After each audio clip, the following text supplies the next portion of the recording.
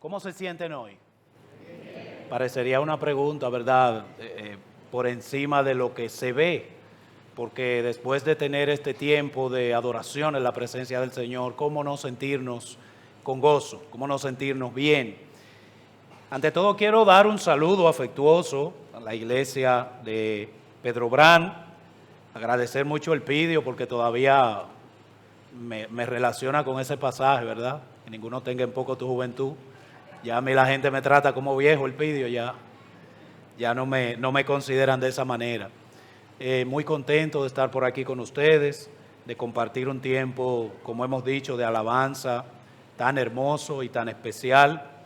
Como ya se ha anunciado, tengo aquí parte de mi familia que estuvo dispuesta a estar conmigo. Así que cuando se acuerden de mí, no oren solamente por mí, oren por todos que estamos acá. Les invito a que vayamos a la Biblia, a la primera carta a los Tesalonicenses, capítulo 5, verso 12, y nos vamos a quedar mirando algunas ideas acá. Por la gracia de Dios hemos estado trabajando algunos temas en algunas iglesias. Hemos estado hablando en algunas iglesias de profecía, el libro de Apocalipsis. Estuvimos hablando también acerca de temas relacionados con el mes de la Biblia, la autoridad de la Escritura, un poquito de interpretación bíblica. Pero cuando recibí la invitación de acá, digo, bueno, pudiéramos tomar quizás alguna sección de esos estudios que estamos llevando y compartirlo. Es lo que muchas veces uno hace. Sin embargo, el Señor puso en mi corazón buscar algo particular para esta iglesia.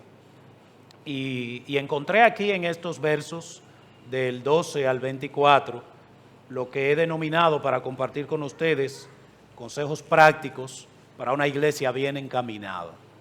¿Por qué? Porque la iglesia de Tesalónica, nosotros vemos una iglesia, una congregación que iba avanzando de acuerdo al propósito de Dios. Sin embargo, esa congregación que iba avanzando era importante que reflexionara en algunos temas. Y creo que es fundamental para nosotros que sigamos viendo, aunque vamos creciendo, aunque vamos avanzando como iglesia, aspectos básicos de la congregación. El verso 12 al verso 24 de este capítulo 5 de Primera a los Tesalonicenses nos muestra algunos temas que son prácticos y que son propios de la vida congregacional. Así que lo que vamos a estar viendo en esta mañana son dos grandes divisiones de esta sección. Primero, una división que tiene que ver con las relaciones entre las personas de la iglesia, y la segunda parte que tiene que ver con las actitudes que debe cultivar todo creyente. Ese es nuestro gran mapa, ¿verdad? Dos grandes divisiones: las relaciones entre los participantes, entre los hermanos de una iglesia, y las actitudes o las actividades prácticas y personales que se deben cultivar en la vida cristiana. Así que les voy a pedir que leamos esta porción primero completa. Vamos a tener un tiempo de oración y entramos en materia de lo que queremos compartir. Primera Tesalonicenses 5, 12. Os rogamos, hermanos, que reconozcáis a los que trabajan entre vosotros y os presiden en el Señor y os amonestan, y que los tengáis en mucha estima y amor por causa de su obra. Tened paz entre vosotros. También os rogamos, hermanos, que amonestéis a los ociosos, que alentéis a los de poco ánimo, que sostengáis a los débiles, que seáis pacientes para con todos. Mirad que ninguno pague a otro mal por mal, antes seguid siempre lo bueno unos para con los otros y para con todos. Estad siempre gozosos, orad sin cesar, dad gracias en todo, porque esta es la voluntad de Dios para con vosotros en Cristo Jesús. No apaguéis al Espíritu, no menospreciéis las profecías, examinadlo todo, retened lo bueno, absteneos de toda especie de mal, y el mismo Dios de paz os santifique por completo, y todo vuestro ser, espíritu, alma y cuerpo sea guardado irreprensible para la venida de nuestro Señor Jesucristo. Fiel es el que os llama, el cual también lo hará. Amén y amén. Oremos. Padre Santo, gracias por tu palabra, gracias porque nos das el privilegio de reunirnos para adorarte, de reunirnos para aprender de ti. Y ahora que tenemos algunas ideas que compartir sobre esta porción, queremos seguir rogándote, como ya lo hemos hecho, que sea tu Santo Espíritu que traiga las palabras que son necesarias, que sea tu Santo Espíritu que habla a nuestros corazones y nos transforme por tu poder. Gracias por habernos llamado en Cristo, gracias por la oportunidad de reunirnos hoy y quedamos en tus manos ahora en este tiempo, en el nombre de Jesús. Amén. Como hemos dicho, dos grandes divisiones encontramos en esta porción. La primera parte, el versículo 12 al versículo 14, nos hablan principalmente de las relaciones que se dan en el seno de una iglesia. El Evangelio, desde el principio, desde el modelo de Cristo, tiene que ver con vida en comunidad, tiene que ver con la iglesia. Yo sé que muchas veces nos encontramos con personas que dicen que no necesitan de una dinámica de congregación. Hay personas que dicen que pueden ser buenos creyentes, que pueden aplicar buenas prácticas de la Escritura sin tener que ir todo el tiempo a la iglesia, sin tener que asistir todo el tiempo a la congregación. Sin embargo, nosotros encontramos en el modelo de Cristo con los discípulos y luego en todo el modelo del Nuevo Testamento que la vida cristiana no está separada de la vida congregacional. Es una de las razones por las que la Biblia aconseja u ordena, no dejar de congregarse, como muchas personas tienen esa costumbre. Pero cuando nos congregamos, entonces viene la situación de que nos vamos a encontrar con diferentes personas. En el seno de una iglesia local, en el seno de una congregación que se reúne, nos vamos a encontrar con distintos tipos de personas. Y usted sabe lo que se dice muchas veces, que donde quiera que haya más de dos personas reunidas, es probable que surjan diferencias, es probable que surjan conflictos. Pues estos primeros versos de esta porción que hemos leído se refieren al tema de la relación entre los hermanos que forman parte de una iglesia, que forman parte de una congregación. Versículo 12 y versículo 13 nos hablan de la primera relación y una que se le da mucha importancia en esta porción y a lo largo del Nuevo Testamento, y es la relación de la iglesia con su liderazgo. Es muy llamativo que en los consejos finales que da el apóstol Pablo para la iglesia de Tesalónica, él menciona como importante y trata en primer lugar aquí la manera en la que esa iglesia se relaciona con sus líderes. Este es un tema que naturalmente y normalmente se ignora en las congregaciones. Nosotros entendemos que son importantes las relaciones entre los creyentes, pero no nos damos cuenta de la trascendencia que tiene la relación de la membresía de los hermanos con el liderazgo de la iglesia. El hermano Alexander Strauss, en su libro Liderazgo Bíblico de Ancianos, hace un comentario interesante acerca de cómo la gente está muy enfocada y muy interesada en el sistema, la forma y las personas que dirigen el gobierno nacional o el gobierno municipal. Todos conocen, ¿verdad?, a los alcaldes, a los senadores, al presidente ni hablar, y todos están atentos a lo que hace, a lo que dice, a lo que decide el presidente, pero en el seno de una iglesia local es de suma importancia la relación de esa iglesia con su liderazgo local. Y Alexander Strauss hace alusión a esto observando hace ya unos años a la iglesia en Estados Unidos. Cómo es la iglesia o cómo era la iglesia en el momento en que la retrata Alexander Strauss en su libro. Está más interesada en lo que está pasando en el Congreso que lo que está pasando en su iglesia local. Está más interesada en el liderazgo político o en el liderazgo gubernamental que en el liderazgo de su iglesia. Aquí encontramos como la Biblia nos dice, como hemos dicho en los versos 12 y 13, os rogamos, hermanos, que reconozcáis a los que trabajan entre vosotros y os presiden en el Señor y os amonestan y los tengáis en mucha estima y amor por causa de su obra, tened paz entre vosotros. Y aquí encontramos principalmente dos grupos específicos que reciben tareas en estos versos. Primero, vemos una tarea clara y directa para la iglesia en relación con liderazgo.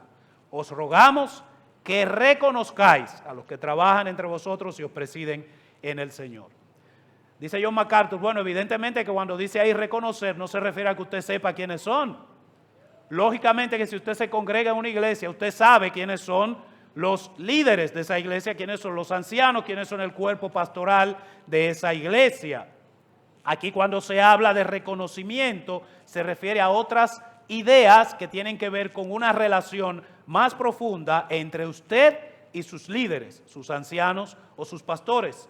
Primero, considerar la posición que ocupan en la congregación. Eso es importante. Considerar el liderazgo, considerar su posición, considerar su responsabilidad, como menciona Matthew Henry, es una labor que tiene la iglesia y la encontramos aquí. Hay un ruego para reconocer a los que trabajan y presiden al Señor.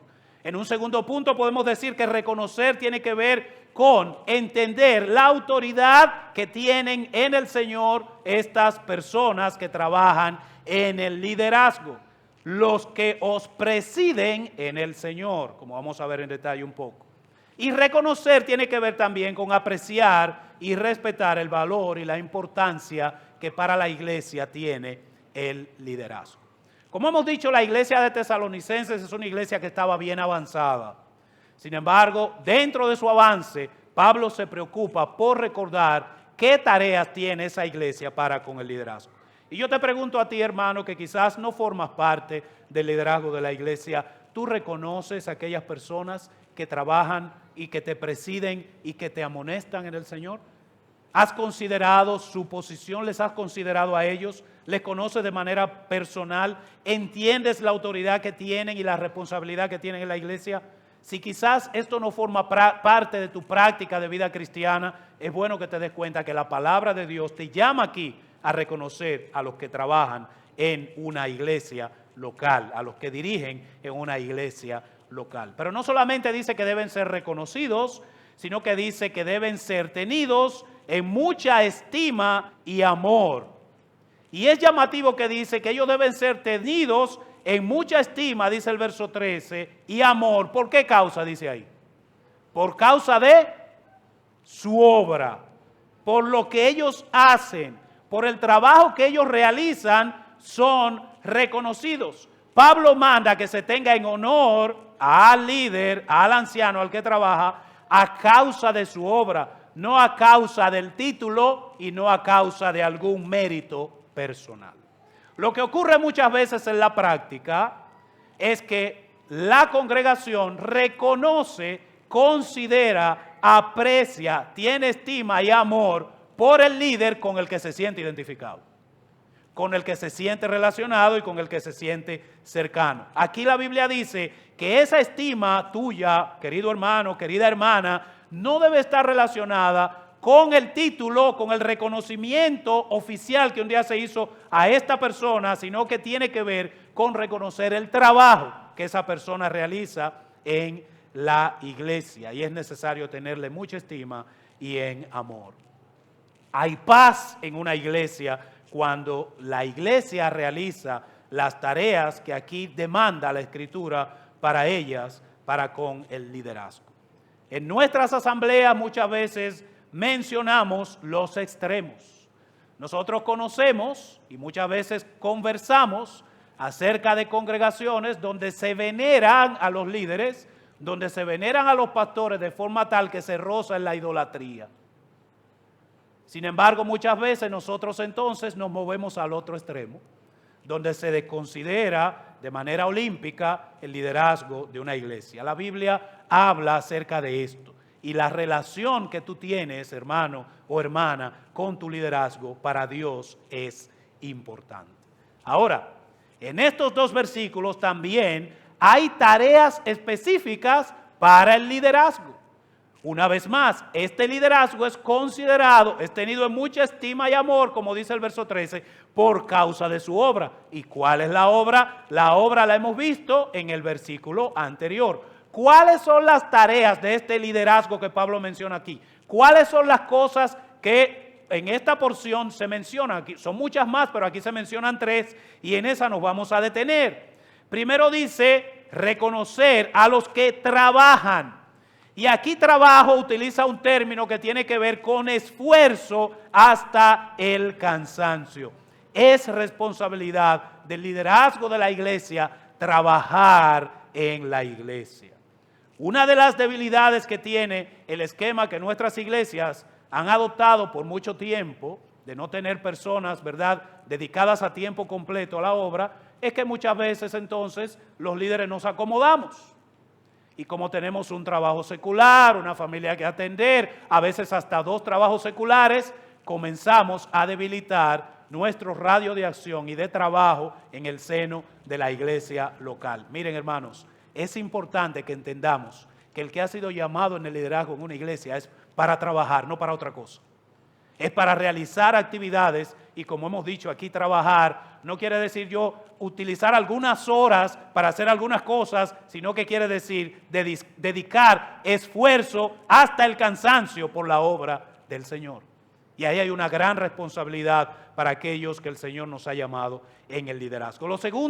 La segunda tarea que tiene el liderazgo aquí en este contexto es no solamente trabajar, sino presidir, dirigir a la iglesia. Cuando a alguien no le toca dirigir en un grupo, desde afuera entiende que eso es fácil y que eso es cómodo. Pero el que le ha tocado dirigir un grupo, más cuando se tiene que dirigir en equipo, sabe muy bien que muchas veces en la dinámica real de dirigir hay personas que quieren evitar el tomar decisiones.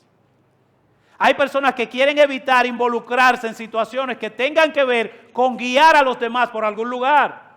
Muchas veces se escucha, no sé si aquí quizás se oirá en las reuniones de ancianos, donde uno de los ancianos dice, bueno, lo que ustedes hagan está bien. Yo no voy a participar de esa decisión. Lo que ustedes hagan está bien.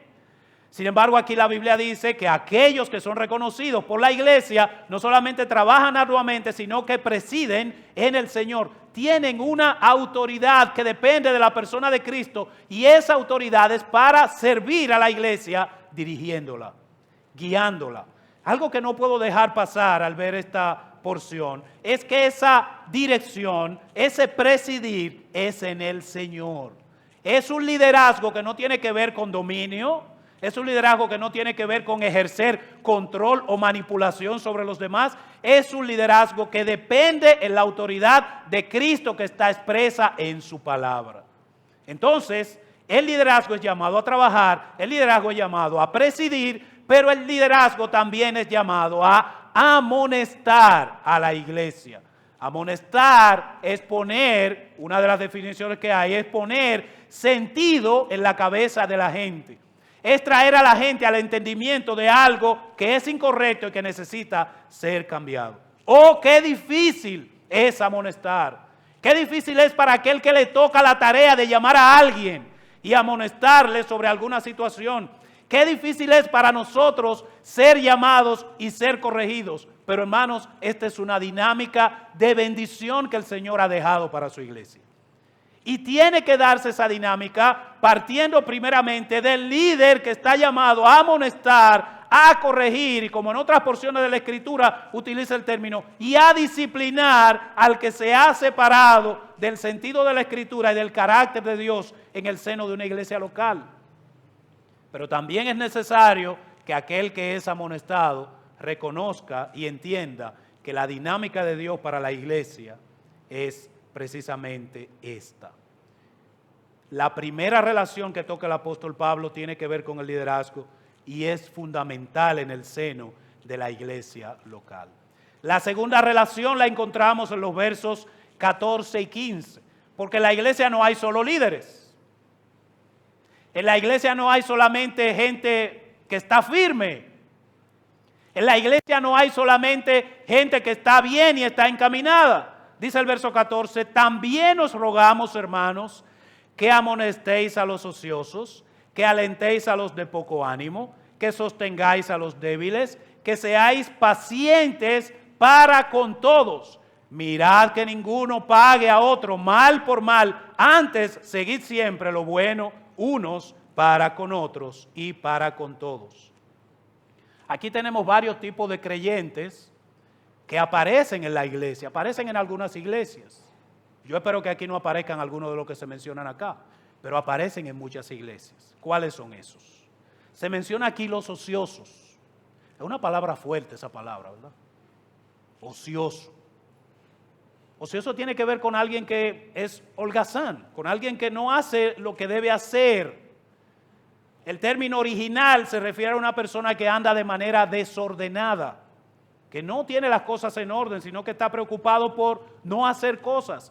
Dice la Biblia que en la iglesia de Tesalónica habían hermanos ociosos. A veces nosotros nos levantamos y miramos nuestra iglesia local y nos lamentamos. Decimos, yo no sé si en otra iglesia hay tanto problema, decimos muchas veces. Yo no sé si en otra iglesia tienen que lidiar con un tipo de hermano como este. Sin embargo, aquí nos damos cuenta que una iglesia que estaba bien encaminada, como la iglesia de Tesalónica, tenía en sus filas hermanos que no querían hacer nada. La Biblia aquí nos dice qué se debe hacer en este caso. Y el caso no es enemistarse con el hermano, no es lo que se debe hacer. Lo que se debe hacer no es criticar al hermano. Lo que se debe hacer es precisamente lo que acabamos de hablar, amonestar a ese hermano. Corregir esa situación. Llamar al hermano y explicarle que la ociosidad no forma parte de la dinámica de una iglesia local. Que estar solamente asistiendo, y a veces ni siquiera eso, a las actividades, no es lo que Dios quiere para su pueblo, no es lo que Dios quiere para su iglesia, sino que el Señor nos ha llamado para nosotros de diferentes maneras y en diferentes espacios a anunciar las buenas del Evangelio donde quiera que vamos. Cuidado, hermanos, porque quizá nos pueda pasar que una persona que entendemos que es ocioso y no nos hemos dedicado a amonestarla, realmente esté trabajando. A mí siempre me gusta mencionar, fuera de mi iglesia, porque dentro de la iglesia hay que tener cuidado, el caso de un creyente que tenemos en nuestra iglesia. Este hermano no tiene una capacidad de comunicación muy amplia. Él maneja un carro público y no por eso no tiene la capacidad, sino por condiciones personales y particulares. Y este no es un hermano que puede participar en la dinámica quizás de púlpito, la dinámica de presentación pública. No tiene condiciones para la música tampoco, no tiene condiciones para el canto tampoco, no tiene condiciones para el liderazgo tampoco. Y alguien puede decir, bueno, entonces hermano, lo que tiene que estar sentado. Sin embargo, este hermano en su carro público es el hermano que tiene el mayor trabajo evangelístico que hemos podido identificar en la iglesia. No hay una persona que sube ese vehículo que no sea evangelizado. Es evangelizado con un documento y es evangelizado con una conversación. Imagínese usted la cantidad de personas que ese hombre ve en su carro. Y luego también, él pertenece a uno de los famosos sindicatos de Villafaro. Yo me imagino que por aquí no hay de eso. Sindicato de choferes. Y ese hombre es un ejemplo en el sindicato. Esa es la persona que se busca como referencia para cualquier situación que tenga que ver con seriedad. Y yo pregunto, ¿ese hombre es ocioso? Ese hombre está trabajando para el Señor en el espacio que el Señor le ha dado. He querido traer este ejemplo porque a veces nosotros creemos que solamente se trabaja en el seno de esta dinámica, ¿verdad? De actividades. Pero el trabajo para el Señor se hace en este espacio, en esta hora, 2 horas que dedicamos aquí y en todas las horas del día, porque somos llamados a servir en todo lugar. Aquel que es ocioso en la iglesia debe ser amonestado, debe ser corregido. Ahora, hay otro grupo de hermanos que encontramos en una iglesia como Tesalónica, una iglesia, ¿verdad?, que estaba bien, en crecimiento. Los de poco ánimo. Este es un hermano que hay que yompearlo en buen dominicano, ¿verdad? El hermano que hay que empujarlo para las cosas. Mire, yo tengo que ser sincero, muchas veces a gente que son así le tumban el ánimo a uno. Cuando uno prepara y trabaja un programa, o prepara como hicieron los muchachos hoy una alabanza, y usted ve que los hermanos como que no, este hermano como que no acaba de, dice, wow, pero valdrá la pena uno seguir preparando y haciendo dinámicas y haciendo cosas. Ahora, la Biblia dice que debemos hacer. Cuando hay alguien de poco ánimo en la iglesia, el peor error que podemos hacer nosotros es caer en su estado de desánimo. La Biblia dice que debemos animar, alentar a los que son de poco ánimo. No se canse, mi hermano, no se canse. En una ocasión me dijo un hermano en el Capotillo, hablando de un tema parecido a este, me dijo, mira, lo que pasa es que dentro de la iglesia hay hermanos que son locomotoras y hermanos que son vagón. Hay hermanos que tienen que prender ellos y jalar a los otros, porque hay algunos que si no es jalándolo, no funcionan.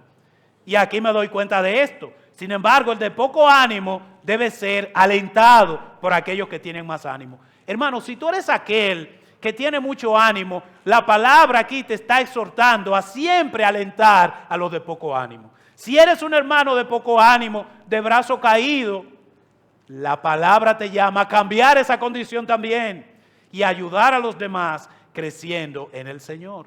Luego tenemos también a los débiles, hermanos que son débiles, que pasa el tiempo y siguen en debilidad. Esos que son débiles debemos sostenerlos. ¡Wow! ¡Qué compromiso tan grande! Es un gran compromiso. Y ese compromiso no es solamente del liderazgo. Sostener a aquellos que son débiles, que no tienen fuerza, que son flojos. Pero luego, por si acaso hay alguien que se fue de este grupo que Pablo está mencionando, dice que debemos ser pacientes para con todos. Es evidente que para vivir en una congregación con mucha gente diferente, con muchas crianzas diferentes, con actitudes diferentes, debemos ser pacientes para con todos. Y luego da una aplicación práctica hermosísima. Miren, es decir, estén atentos que ninguno pague a otro mal por mal. Lo que naturalmente nosotros hacemos es desquitarnos con el que nos hace algo, dentro o fuera de la iglesia. Como dice un refrán popular muy dañino, el que me la hace me la paga, ¿no? Entonces, a veces estamos buscando si alguien se merece que nosotros le ayudemos. Si alguien se merece, o una persona se merece que yo lo atienda, que yo le sirva. Dice aquí que debemos buscar siempre lo bueno, los unos para con los otros y para con todos. Debemos seguir siempre lo bueno. Hay una relación para con el liderazgo, hay una relación para con los hermanos de la iglesia. No todos los hermanos de la iglesia son iguales. Algunos necesitan ser amonestados, algunos necesitan ser animados, algunos necesitan ser sostenidos. Todos necesitan de nuestra paciencia, todos necesitan que les tratemos con amor y con consideración. Cuando venimos a congregarnos, cuando pensamos en los hermanos, cuando oramos por los hermanos, ¿estamos conscientes de esto? ¿Estamos conscientes de que la palabra de Dios nos enseña que hay diferentes tipos de creyentes en el seno de una iglesia local? O quizás caemos en el error que están cayendo hoy muchos creyentes de andar con un cristianómetro, un evangelicómetro y decir, bueno, como este es débil, entonces hay que revisar si se convirtió. Como este es ocioso, hay que revisar si se convirtió verdaderamente. Como este hermano nunca tiene ánimo, hay que revisar si es verdad que él tiene el Espíritu Santo. Cuidado con eso, porque la Biblia aquí nos dice con claridad cómo debemos tratar y cómo debemos manejarnos en el seno de una iglesia local, aún con aquellos que presentan actitudes incorrectas delante de la palabra de Dios. Luego nos encontramos con los versos 16 hasta el 24. Esos versos nos hablan de actitudes, de actividades que se deben cultivar en el seno de la vida cristiana. Verso 16. Estad siempre gozosos. Y ahí alguien puede decir, bueno, varón, como la cosa está ahora, es difícil estar siempre gozosos. Algunas cosas sobre esta porción, sobre este pasaje específicamente. Aquí la palabra de Dios está dando una sugerencia, por lo que usted ve en el texto. Ahí se está sugiriendo algo, se está pidiendo algo o se está ordenando algo. Ahí hay una orden. Estar gozoso es un mandato. Usted puede decir, pero que no. No puede ser que la Biblia me mande a eso. Porque el gozo es una emoción. Es algo que yo siento cuando estoy contento. Bueno, pero hay un problema con eso, porque cuando tú buscas la porción que habla del fruto del Espíritu, vamos a ver si usted se acuerda de memoria. El fruto del Espíritu es amor, gozo. Ah, pero espérate, entonces el fruto del Espíritu. ¿Puedo yo decir que no puedo aplicar uno de los aspectos del fruto del Espíritu? El gozo es un mandato. Es la segunda cualidad que se menciona en el fruto del Espíritu. Ahora, el creyente, para ser prácticos, debe preguntarse, y con todos los problemas que hay, ¿cómo yo voy a estar gozoso? ¿Cómo puedo estar gozoso en un mundo como este que me ha tocado vivir? La clave del gozo, como sostiene muchas veces nuestro hermano John Piper y su ministerio Desiring God, la clave del gozo es ¿dónde está enfocado tu gozo? ¿En qué está enfocado tu gozo? Si tu gozo está enfocado y tu deleite está enfocado en que tienes un buen trabajo, y tienes un buen trabajo, tienes gozo. Pero el día que pierdes el trabajo, ¿qué pasa con el gozo? No hay gozo porque no hay trabajo. Si tu gozo está enfocado en tu relación familiar y comienzas a tener problemas en esa relación, se acabó el gozo. Si tu gozo está basado o enfocado en cosas de este mundo, es un gozo temporal, es un gozo que no tiene que ver con mandato y es un gozo que depende de situaciones que no se pueden controlar. La palabra de Dios nos enseña que nuestro gozo debe ser en el Señor Jesucristo. ¿Cómo así? Bueno, cuando hay una situación difícil, en medio de esa situación difícil y la angustia que puede producir, yo me gozo, como dice más adelante, porque eso es parte de la voluntad de Dios para mi vida. Y mi gozo no depende de la situación momentánea, sino que mi gozo está basado en Cristo, su obra conmigo, lo que está haciendo hoy y lo que va a hacer de ahora en adelante por toda la eternidad. Cuando nuestro gozo está basado y centrado en el Señor, podemos cumplir este mandamiento: estad siempre gozosos. Luego dice el verso 17, orad sin cesar. Y alguien puede decir, bueno, entonces eso quiere decir que yo me voy a levantar y voy a orar todo el día hasta que me duerma. No nos vamos a pasar las 24 horas del día orando.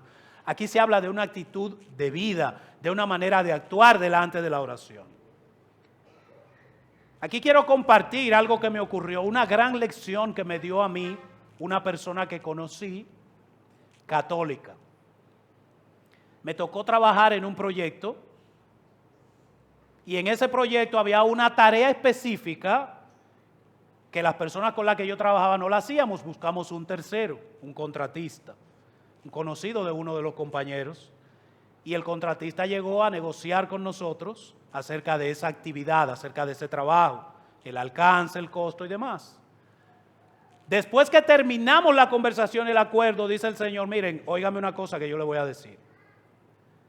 Aquí estamos de acuerdo en lo que dijimos, lo que vamos a cobrar, cuándo va a empezar el trabajo y eso, pero yo ahora voy a orar por eso. Y dependiendo de lo que el Señor me diga, yo le voy a decir a ustedes si yo voy a hacer o no el trabajo. Porque eso fue una gran lección para mí.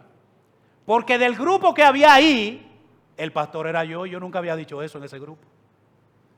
Yo nunca le había dicho a mi compañero, mira, este proyecto que vamos a hacer, vamos a presentarlo en oración.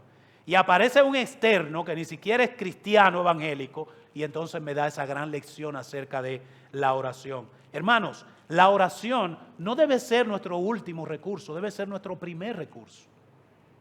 Pero no solamente debe ser el primero, debe ser el recurso del centro y el recurso del final. A eso es que se refiere con orar sin cesar. ¿Cuántas cosas importantes tú haces en tu vida y no oras por eso? ¿Cuántas decisiones importantes tomas y no los presentas delante de Dios en oración? Bueno, mira, ya yo creo que es tiempo de que nosotros busquemos para dónde mudarnos. Porque ya los muchachos están creciendo. Bueno, mira, los míos ya no caben en ninguna parte. Entonces hay que mudarse. Y cuando nos vamos a mudar empezamos a hacer análisis. El primer análisis es económico. Tenemos cuarto. Hay dinero para eso. Luego, con el dinero que tenemos o no tenemos, que vamos a buscar, ¿dónde nos conviene? En relación con la iglesia, en relación con la escuela. Pero diga usted si no es verdad que muchas veces tomamos una decisión tan importante como mudarnos de un sitio y no presentamos eso en oración. Orar sin cesar tiene que ver de una actitud de vida, de la forma en que el creyente vive delante de la oración. Es necesario que nosotros recordemos esto. Luego encontramos aquí algo que muchas veces se usa, pero se usa de forma incorrecta. Dad gracias a Dios en todo, porque esta es la voluntad de Dios para con vosotros en Cristo. Dos cosas sobre el agradecimiento, el dar gracias. Primero, cada día nos encontramos más con iglesias llenas de gente poco agradecida. Poco agradecida para con los demás y poco agradecida para con el Señor. El Señor se pasa todo el tiempo bendiciéndonos de diferentes maneras. Y qué poco agradecemos nosotros. Qué difícil es en las peticiones de oración de la iglesia encontrar algo para dar gracias. Muchas veces escucho que en la iglesia los hermanos cuando hacen su petición la hacen con detalles, a veces detalles innecesarios, ¿no? Acerca de su petición de oración. Quiero que oren por el hermano fulano que se resbaló, se cayó, se lastimó, tiene la pierna herida, le pusieron un yeso, en 21 días se lo quitan. Todos esos detalles en la petición. Pero cuando llega el momento del agradecimiento, no nos acordamos de eso y decimos, bueno, vamos a dar la gracia a Dios por todas las oraciones que nos ha contestado. Porque la verdad es que no nos acordamos de eso que tenemos que agradecer. Y es importante que nosotros comencemos a cultivar el agradecimiento a Dios. Ahora, otro aspecto que veo en esta porción es que dice, dar gracias a Dios en todo. Hay personas que le pasan las cosas malas y dicen, bueno, nada, hay que darle gracias a Dios por todo. Eso es una actitud de autocompasión más que de lo que dice la Biblia aquí. No es que hay que darle gracias a Dios porque, qué sé yo, te pasó eso, te chocaron y tuviste ese problema. Dale gracias a Dios por eso, démosle gracias a Dios. No es de eso que habla. Quiero que veas el verso conmigo, como de manera específica dice, dar gracias a Dios en todo, porque esa es la voluntad de Dios para con vosotros en Cristo Jesús. El origen de ese dar gracias a Dios por todo tiene que ver con un conocimiento de la obra de Cristo en nuestra vida y del control de Dios sobre nuestra vida. Si yo no tengo en mi memoria en el momento de dar gracias a Dios por lo malo que me ha pasado, que es que Dios está en control, eso se convierte en una excusa para yo sentirme bien conmigo mismo. No, mira, hay que darle gracias a Dios por todo. Perdí el trabajo, pero hay que darle gracias a Dios por todo. No. Yo le doy gracias a Dios porque fue la voluntad de Dios que yo no esté en ese lugar hoy. Yo tengo necesidades, tengo problemas, pero yo sé que Dios sabe mi necesidad. Y si Él permitió que yo saliera de ese lugar, es por su voluntad y la obra que Cristo está haciendo en mi vida. Eso es lo que dice aquí la porción. No es una actitud de autocompasión, que a veces hasta los incrédulos lo usan.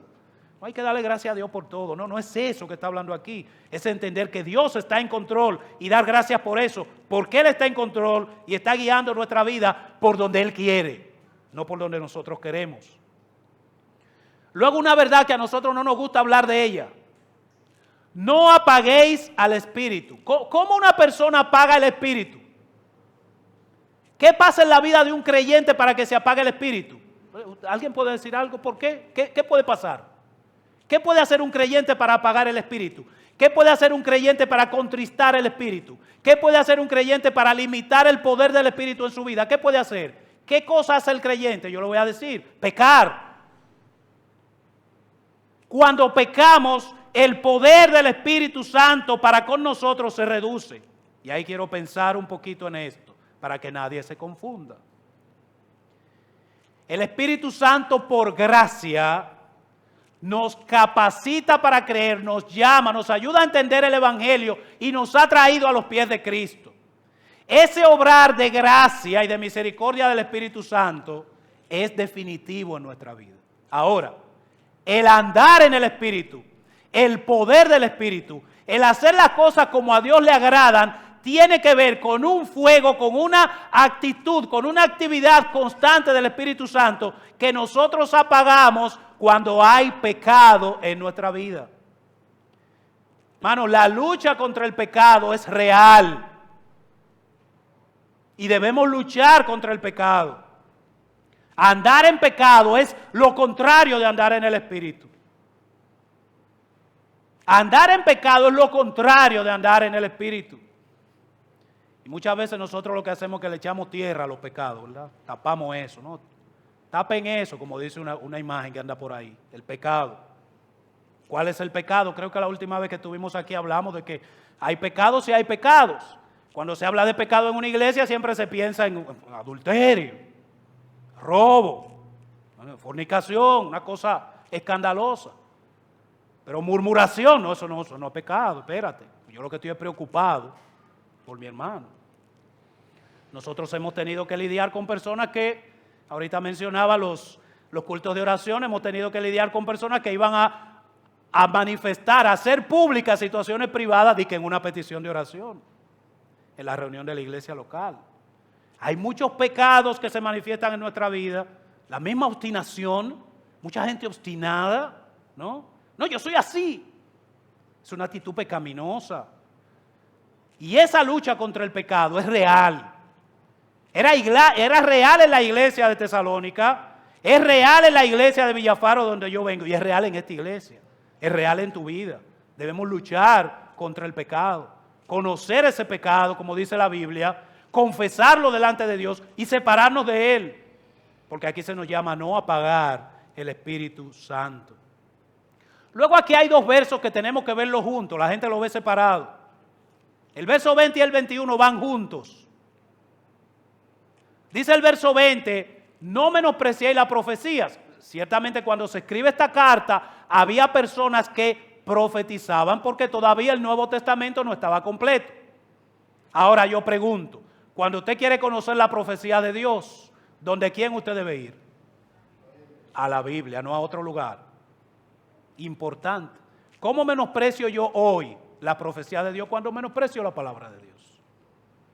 Yo menosprecio la palabra de Dios cuando no busco el consejo de ella, cuando no me interesa lo que ella dice, cuando no la leo, cuando alguien trata de explicármela y yo tampoco pongo asunto. Eso es menospreciar la profecía. Y aquí se hace una advertencia directa a no menospreciar lo que la palabra de Dios dice. Luego, examinarlo todo y retener lo bueno. Mire, ese verso no se puede ver separado del anterior. Examinarlo todo está relacionado con la Escritura, con lo que dice la Biblia y con lo que alguien te enseña que dice la Biblia. Examinarlo todo aquí no es un permiso para que usted vaya a deambular por diversas actividades, alejada de la vida piadosa, y que usted diga, no, yo estoy aquí para examinarlo todo y retener lo bueno. A veces la gente lo dice a manera de chiste, pero se convierte en una práctica.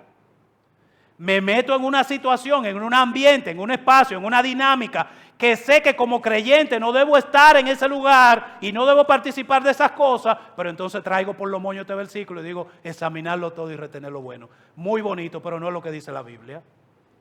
Examinarlo todo, lo que dice la profecía, y retener lo bueno de aquel que viene a enseñarte algo relacionado con la profecía. Este examinarlo todo y retener lo bueno tiene que ver con lo que hicieron los creyentes de Berea cuando llegaron a predicarle el Evangelio. ¿Ustedes vienen a predicar el Evangelio? Vamos a ver qué dice la Escritura. Bueno, sí, es verdad lo que ellos dicen.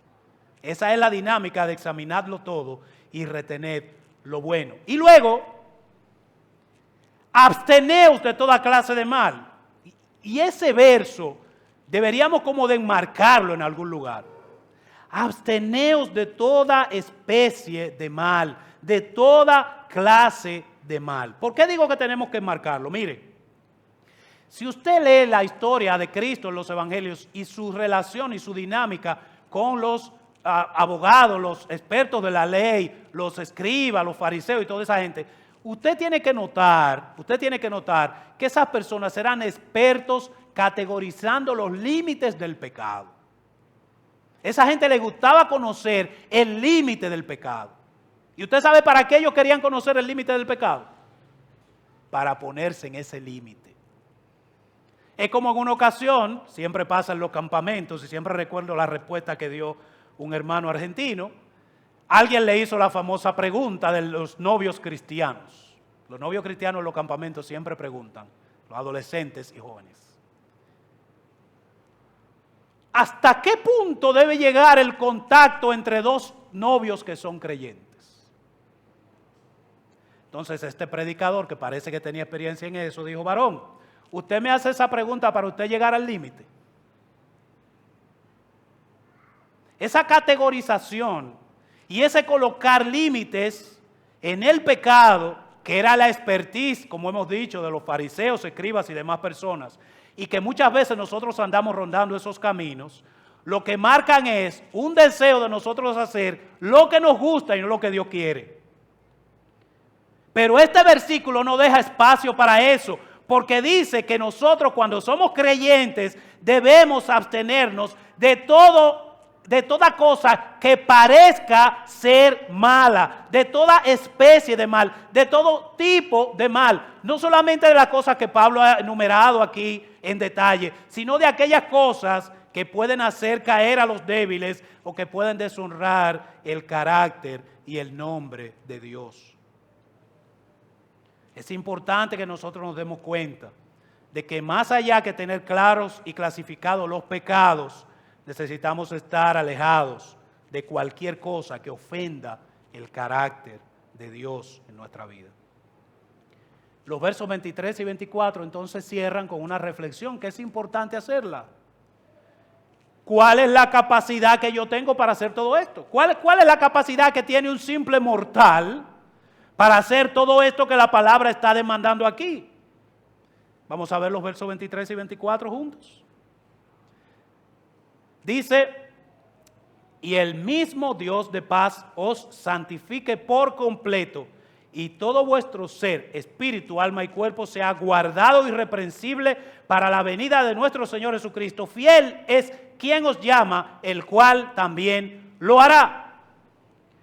La santificación, este proceso, estas actividades de soportar al hermano, de tratar bien a todos los hermanos, de tener esa dinámica positiva con el liderazgo y del liderazgo hacia los creyentes, de mantenernos firmes en la oración, de no apagar el espíritu, de ser agradecidos. Toda esa dinámica, todo ese proceso de santificación no depende en lo absoluto de las capacidades y del poder tuyo y mío, sino que eso depende del poder de Dios. Es Dios quien puede sacarnos por completo del pecado. Entonces la clave siempre será nosotros buscar la presencia de Dios. Aquí el apóstol Pablo dice: y todo vuestro ser, espíritu, alma y cuerpo. Y hay gente que dice: usted ve, está dividido en tres el ser humano. Hay una discusión teológica con esto. Sin embargo, Pablo en esta porción, él está haciendo uso de un término repetitivo. Que hay personas que dicen: bueno, eso quiere decir que el cuerpo está dividido en tres componentes, el ser humano está dividido en tres componentes, pero no necesariamente. No quiero abrir esa discusión aquí, pero lo que quiero es que usted sepa que lo que Pablo está usando aquí no es una regla. No hay personas que toman este único verso y lo usan como una regla. No es una regla, sino que es en esta ocasión donde él utiliza esa forma de referirse.